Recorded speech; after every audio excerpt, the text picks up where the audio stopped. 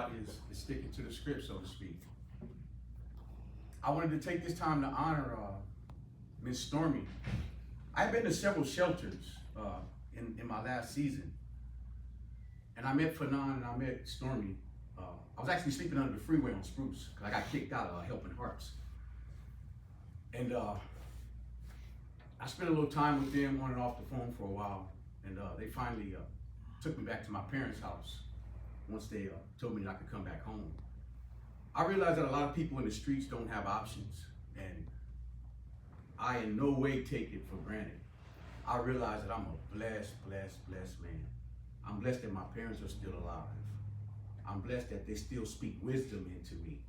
So with that, I just want to honor you today, Stormy, and thank you for pretty much rescuing me in a season where I was dying. That was all you. I haven't been here because I got diagnosed with congestive heart failure, but the enemy is alive. My cardiologist assures me I'm gonna live, and I'm gonna carry out the assignment that God has for me in the earth.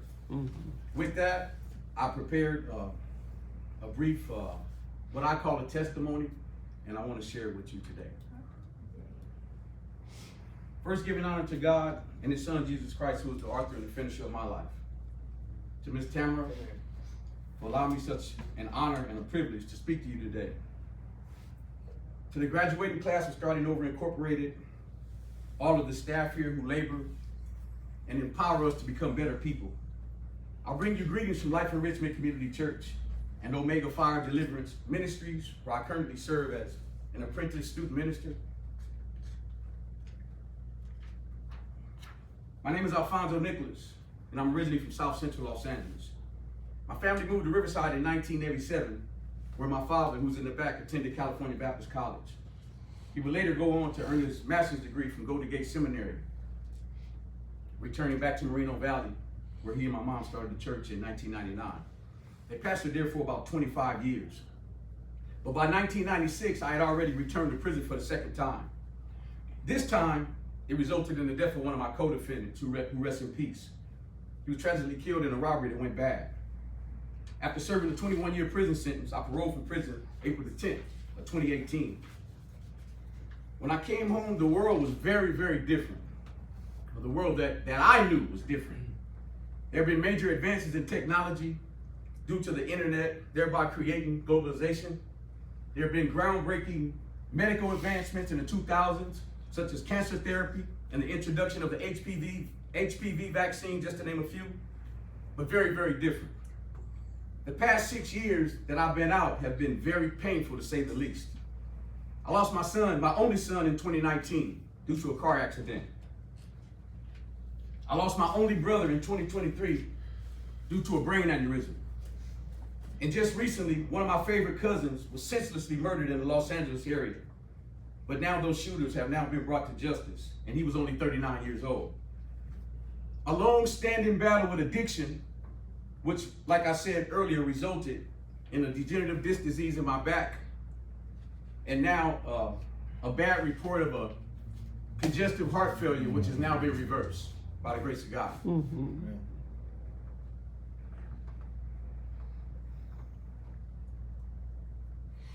The reason it was reversed is because I stopped getting high. I didn't stop getting high because I wanted to. And I don't even want to, put it out there like that. I stopped getting high because I had to. Because I knew if I continued to drink and drug and not watch my diet, I would die. Plain and simple. I understand that as individuals, we have different reasons for how we arrive at, our aha moment. For me, it was imminent death. So I just want to put that out there. Recently, I've embarked on a whole new journey to become a better man. First, I started a 501c3 nonprofit, faith-based organization that I've named Alfonso Nicholas Ministries Incorporated. My passion to succeed comes from many resources. One being my father, who's in the back. Growing up, my father ran a carpet cleaning business. He sold women's clothes. He ran a janitorial service. And he was a lightweight property manager. And I say lightweight because basically I learned my hustle from my father. When I'm sober, I'm completely at my best. That's the thing about addiction. So throughout this short talk, you'll see me just thread that into what I'm saying. When you're sober, you're at your best. You can be used. You can touch other people. So I want to take the time to honor my father for all of the deposit that he's made to me, in me. But to him, these were just side hustles as a way to pay the bills. But to me, it meant much, much more. That passion and that drive lay dormant in me for many, many years because I was clouded by addiction and could never finish anything. But recently, I discovered an inexplicable passion to empower people by creating institutions that foster mental, physical, and spiritual wellness. Lately, I've immersed myself in the business community, attending mixers with the Black Chamber of Commerce, of which I'm in the process of becoming a member. I also have two good business mentors through the SCORE program, Dale Sarver and George Schaefer. Oh, you have Dale Sarver? I do. Both who are amazing sources of information and guidance for me. Finally, I've always wanted to have my own business so that I can manage my own time and build a legacy for my 3 daughters. I noticed within our culture, I noticed within other cultures, the sense of urgency that exists when it comes to preserving and building generational wealth. As an African American, I realized that many of us were not born into wealth. But at the same time, despite obstacles such as redlining, setbacks, or just plain old racism, we haven't always taken advantages of the opportunities that were right there in front of us. And I'll be the first to raise my hand and say I'm guilty. So today, the legacy that I'm building was passed on to me from my parents. It's a spiritual legacy that cannot be measured in dollars and cents. It is a legacy that builds people first, thereby creating institutions that continue to inform and transform individuals. Once I discovered who I was as a man, my next step was to determine what I believed to be true. Once I discovered my truth, my next step was to determine how that truth would correspond and impact humanity. My empowerment business is a movement, one that involves reformation and transformation, establishing truth and justice in the earth.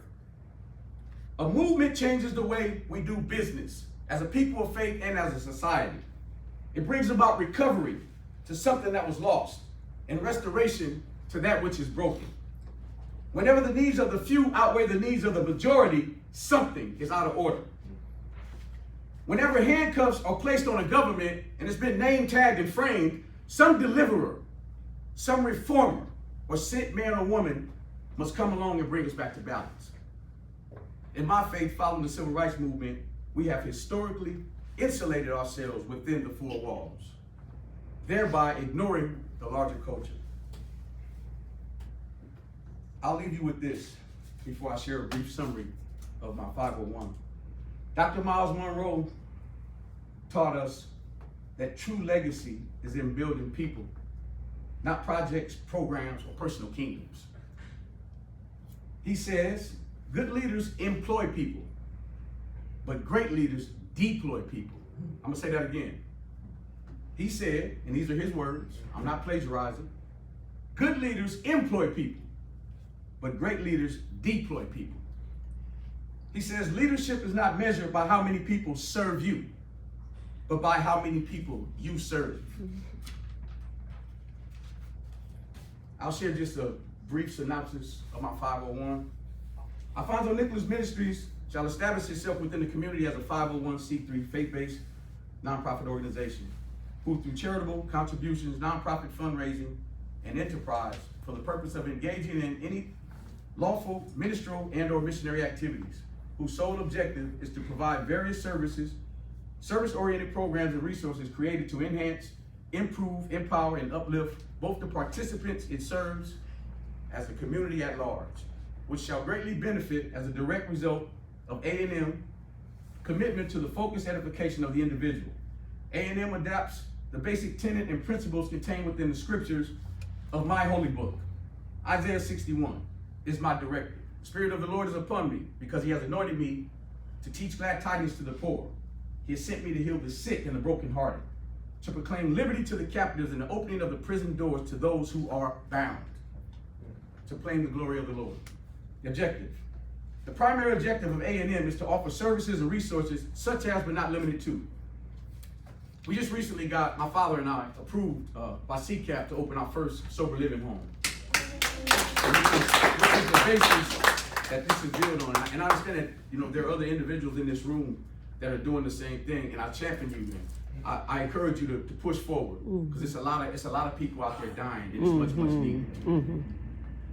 The primary objective of A&M is to offer services and resources such as, but not limited to, drug and alcohol, residential recovery, and sober living, spiritual counseling, access to showers, hygiene, and basic medical services, educational, vocational training, referral and employment opportunities, temporary and long-term shelter and housing for the homeless, daily bread, food and clothing distribution programs for those in need, daily chapel services to accommodate the spiritual needs and requirements of any who desire to attend. I'm gonna stop right there for a second. I've probably been in about every rehab in Riverside County. But I would envision, you know, when you're out on the streets, and like I said, I've been homeless too. I was homeless by choice. They don't have a lot of programs. They had a show called Boston Public that was out many years ago. And in this facility, it was like a 24-hour facility where if you were strung out like 2, 3 in the morning, you could go in there and you'll get immediate services. But I noticed in Riverside County, you know, you got telecare, you got CRT, you got the shelters. It's always a wait process. Wait. So I would envision, and it could only be from, I believe, you know, my creator, whom I serve. It could have only come from outside of myself. A strong desire to want to create an alternative to where if you were in a crisis in the middle of the night, you could come to a facility and be embraced. You could be fed bread. You could get a warm bed. You dig what I'm saying? There's a vacuum in that area, as far as what I can see. Now, if there's anything else that's modeled that way, it's not going to change what I'm doing, no way. But I'm just giving you a glimpse of, you know, the vision that I have. So I want to see something like that in the earth. I want to see a 24-hour-a-day crisis center where people can be healed, people can be ministered to if they so desire, and put back together and made whole again. Executive summary: the purpose and mission. The doors of the church seem to be closed. That is to say, by and large, today's organized church is operating as an entity that is viewed solely as a physical structure, whose services and or commitment is limited only to those within its walls. It is written, the harvest is great, but the laborers are few. A&M Global Missions Network is a ministry and institution built on the restoration and the empowerment of the hopeless, for the spiritually sick, a spiritual hospital and crisis center that serves those outside the congregation of the physical church, and to offer the masses spiritual healing and education, for preparing and equipping of future adept laborers for the harvest, which is the Great Commission through its Christian, faith-based global service ministries. The mission: to implement the use of its multiple internal outreach divisions in fulfilling the Great Commission. He said, go and make disciples of all nations, to establish the kingdom of God on earth, to the glory of God our Father. These divisions represent what A&M defines as the 7 mountains of culture, a popular term, maybe some of you have heard of it. They are the family, church, government, business, education, entertainment, and the arts, science, and technology. The ultimate goal and essence of our ministry is to affect each of these areas of culture by systematically introducing and perpetually providing our unique brand of ministerial activism, which is designed to influence, occupy, educate, reform, and guide individuals within the 7 mountains of culture. Those who elect to embody the spirit of what we represent, that is the simplicity in and of the message of Jesus Christ, the author and the finisher of my faith. The company, A&M Incorporated, will be a multifaceted worldwide outreach ministry, specializing in serving the spiritual, emotional, vocational, educational, and physical requirements of those in need. A&M will initially establish itself as a community-oriented, not-for-profit, faith-based organization headquartered in the Inland Empire. Our target customers are currently the local community and citizens who require specific spiritual needs and resources.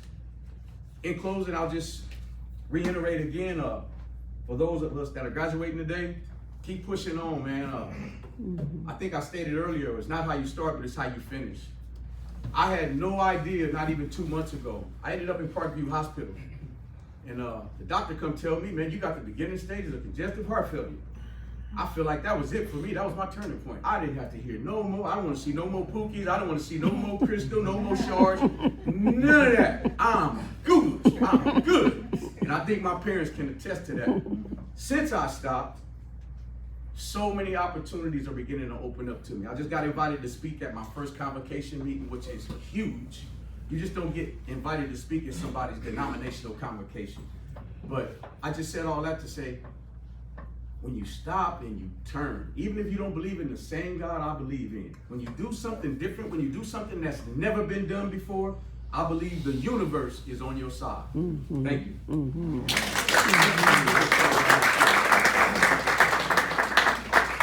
Wow, well, that's what you've been doing since.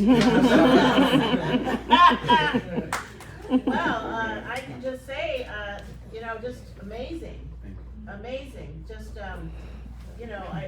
just amazing what you've been able to accomplish. Not only, during the healing and recovery for you, but during that short period of time, and to see you standing here today. The last time I saw you, you were on, was it cane or something? Mm-hmm. You had a walker. Mm-hmm. And I didn't know what was happening because you didn't disclose it, Right. which we don't ask you to, but you look amazing. Thank you. You're amazing. Thank you. And I hope that, while you're getting started with your 24-hour access crisis center, you can refer people over to our employment program. Sure, absolutely. But what you have a vision for, like you said, is needed. But there's enough work for all of us to help each other.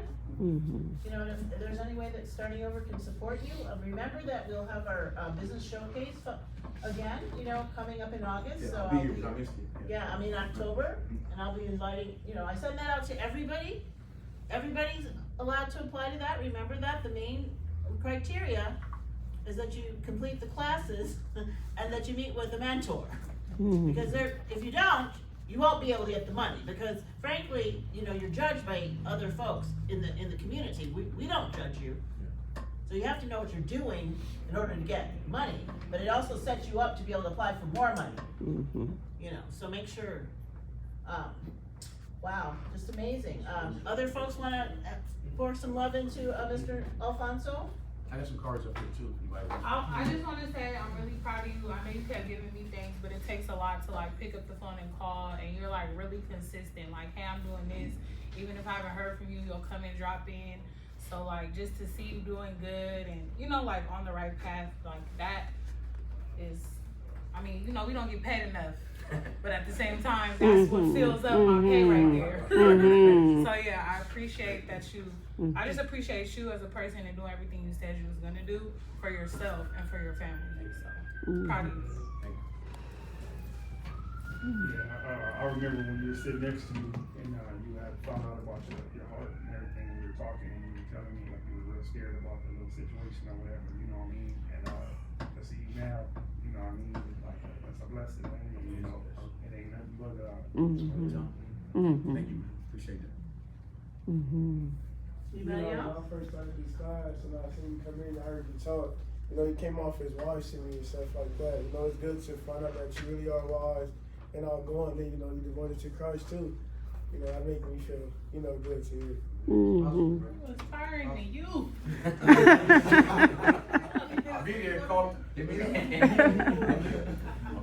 No, I don't know. Other people might have something else to say. Your father.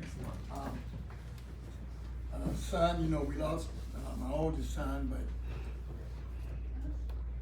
I just thank God for you and your positive output, because since you've been out, you've been beaten, stomped, broken, stretched, burned, talked about, backstabbed, I don't.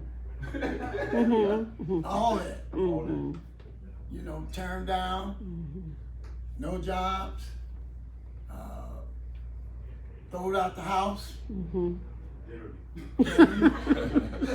at the time I wanted to kick you out, your mom said no. and then she changed her mind, she wanted to kick you out. So we've had beat down arguments and fights over and over and over. But through it all, you stood up and bounced back.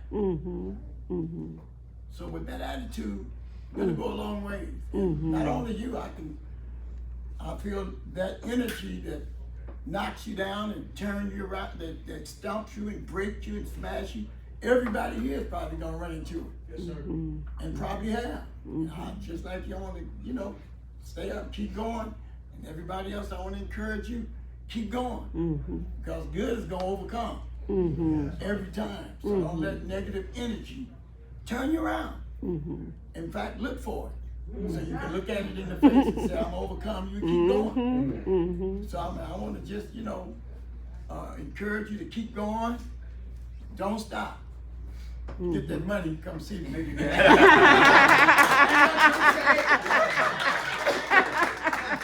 reading that. Thank you. Thank you all.